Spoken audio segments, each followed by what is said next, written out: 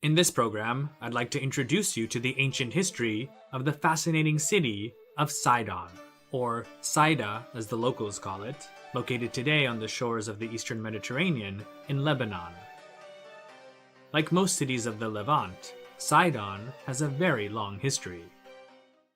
Before we begin, I'd like to thank the sponsor of this video, Magellan TV, a documentary streaming service founded by filmmakers. In part because of this, Magellan TV has some of the richest and most varied history content available anywhere. Whether it's ancient, modern, war, earth, or biographies, Magellan TV's got it. One such series that I've recently been watching is Nile, 5,000 Years of History, where historian Bettany Hughes travels throughout Egypt from one end of the Nile to the other to uncover and understand Egypt's long history. This 4-part series goes way beyond just the pyramids and Luxor to many of the sites you may not have even known about. I myself have been learning a lot and can't get enough of it and other programs on Egypt that Magellan has to offer. And that's just one series. There are hundreds like it dealing with history, science, true crime, travel, nature, over 3,500 hours of content. And every week, 15 to 20 new hours of content in 4K and HD are added to Magellan TV, so you'll never run out of quality documentaries to watch. You can view Magellan TV anytime, anywhere, on your TV, laptop, tablet, or smartphone.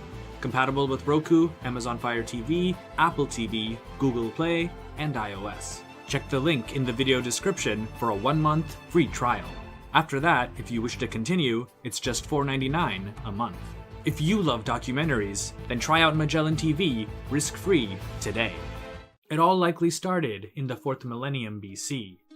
During that time, the site that would become Sidon was little more than a fishing village, but its residents produced some fine clay pottery, traces of which, or at least a similar style, have been found throughout parts of southern Lebanon and northern Israel.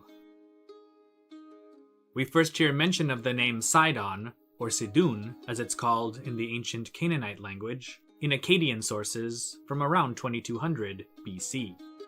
These, though, tell us almost nothing about the city other than the fact that it existed.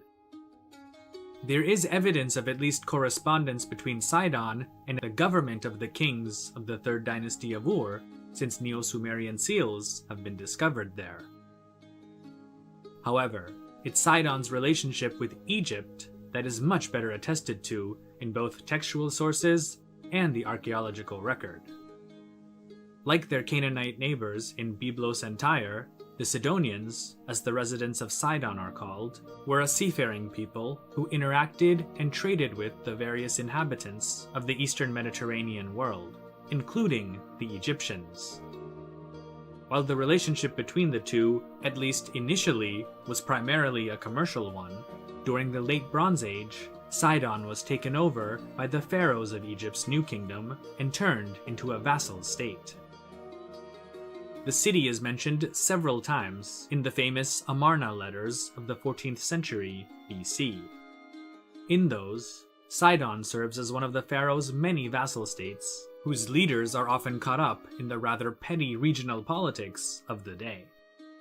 It's not hard to see why the Egyptians and others wanted to control cities such as Sidon.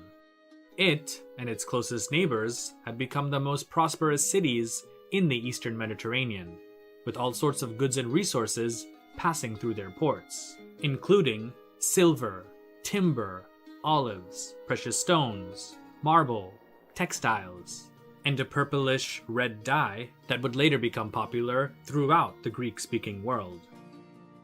Many scholars also believe that the Sidonians may have been the first of the Phoenician cities to have had trade contacts with the Greek-speaking world. Homer even mentions in the Iliad how Prince Paris of Troy brought back elaborately decorated robes from the land of Sidon. The accuracy of Homer's account can't be verified, but archaeological evidence seems to confirm trade contacts between Sidon and the Mycenaean Greek and Aegean world. Regardless, the city was known in antiquity for having some of the best metalsmiths and weavers in the eastern Mediterranean. As Sidon's prosperity grew, so too did its rivalry with nearby Tyre. In letters to the pharaoh, a prince of Tyre, Abimilki, constantly accused the rulers of Sidon of treachery against the Egyptian crown.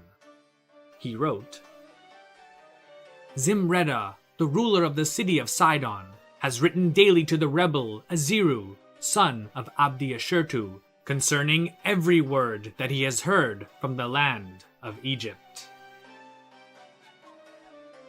The one who has raided the land of the king is the king of Sidon." Sidon remained a part of Egypt's empire in Canaan until the fateful Late Bronze Age collapse around 1175 BC, which saw the end of Egyptian domination in the region. While most areas of the Levant seem to have succumbed to the roving bands of migrants, collectively dubbed the Sea Peoples by scholars, Phoenician cities such as Sidon and its neighbors, Tyre and Byblos, survived without any destruction. The exact reasons for this aren't known, but one theory is that such cities, which had been wealthy trade hubs for centuries, simply may have paid off the Sea Peoples to leave them alone. With Egypt out of the picture, the wealth and commercial influence of cities such as Sidon attracted the attention of the newest growing power in the region, Assyria. Not even a century after the Late Bronze Age collapse, the Assyrian king, Tiglath-Pileser I, made his way to Sidon around 1100 BC, and, along with nearby Byblos and Arvad, added the city to Assyria's list of tributary states. However, the Assyrian incursion into the area didn't last long, and the Sidonians stopped sending tribute to Assyria shortly after the end of Tiglath-Pileser's reign in 1076 BC. Sidon and the Phoenician city-states came under Assyrian domination for a second time during the reign of the powerful king Ashurnasirpal II between 883 to 859 BC. His annals record large amounts of tribute from Sidon and other Phoenician cities. It was an uneasy relationship, to say the least, and throughout the next century, the Sidonians and others in the Levant constantly rebelled against their Assyrian overlords. Sidon was the focus of a number of military campaigns by later Assyrian kings, including Sennacherib in 704 BC, who reconquered and then replaced Sidon's king. In one of his inscriptions, Sennacherib tells us,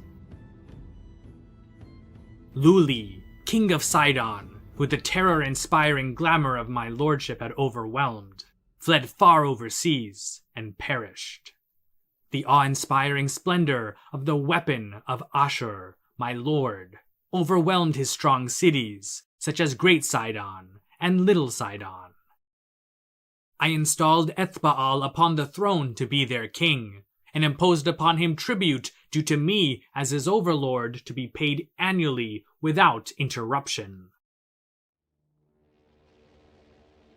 And yet, the Sidonians would still not submit, and so Sennacherib's son and successor, Esarhaddon, decided to put an end to the city's ability to rebel once and for all by not only destroying much of it and beheading its king, Abdi Milkuti, but also by deporting most of its population to other parts of the Assyrian Empire and replacing them with new settlers from the east.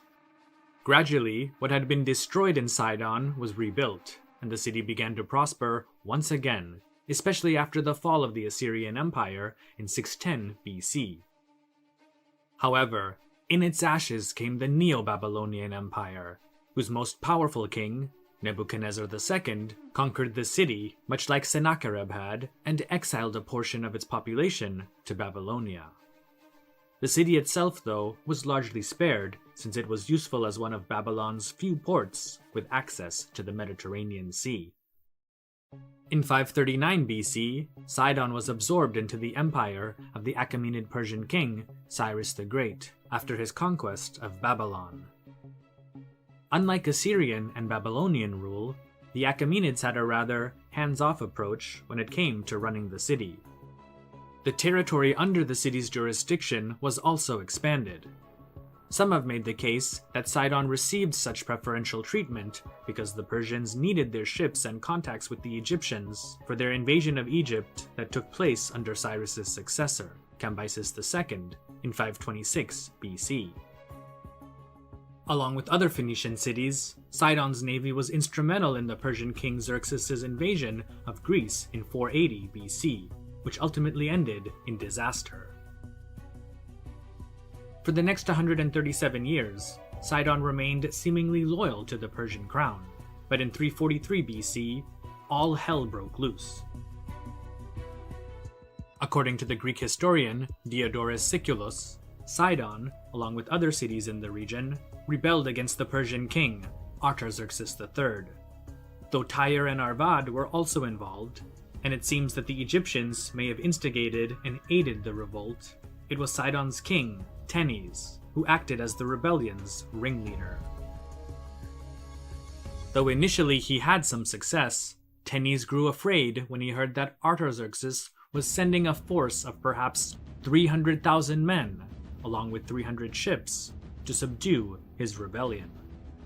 The actual number was probably far less, but whatever it may have been, it was enough for Tenes to write a letter to the great king of Persia with an offer to surrender if his life and the city of Sidon would be spared. Diodorus says that Artaxerxes accepted the offer, but had Tenes killed and Sidon burned anyway.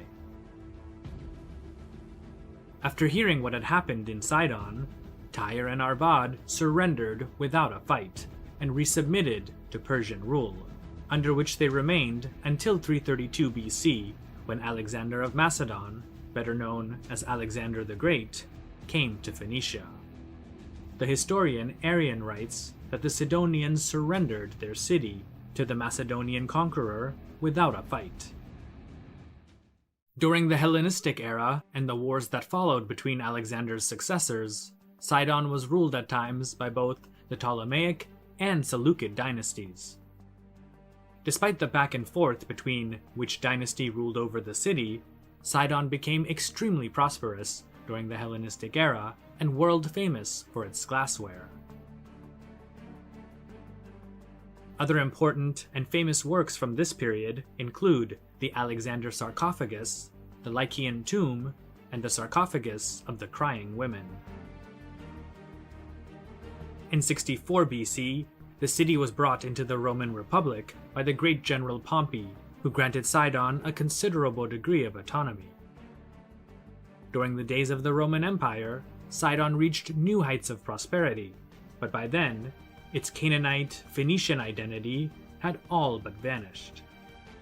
Hopefully one day, we'll get into the history of Roman Sidon. Until then, be sure to subscribe and stay tuned for more ancient history.